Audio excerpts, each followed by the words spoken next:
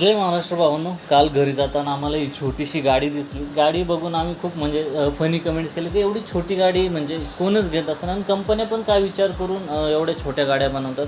एकतर पहिलेच Indian audience Chinese कंपन्यांना वैतकलं आणि प्लस हे एक काय नवीन.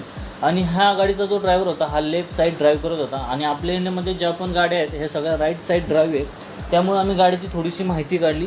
तर ही जी गाडी आहे ही चायनीज कंपनी नसून इंडियन ब्रँड आहे.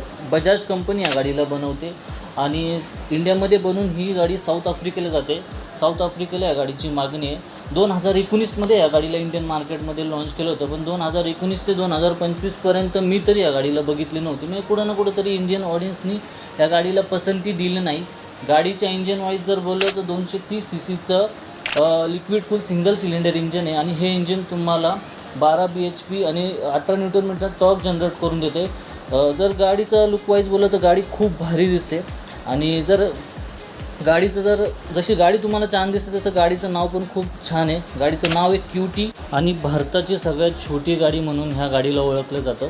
आणि जर इंडियन मार्केटमध्ये बघितलं, जर तुम्ही बघित असाल जे टाटाची नॅनो होती हिला कसं डिस्कंटिन्यू व्हावं लागलं, तसंच हिचं काहीतरी हाल होतं. पण बजाजवाल्यांनी यांना बाहेर एक्सपोर्ट करून कुठं ना कुठं तरी गाडीचं जे नाव आहे हे ठेवलं आहे. जसं आपली गाडी चांगली तसं आपलं चॅनल पण खूप चांगलं आहे.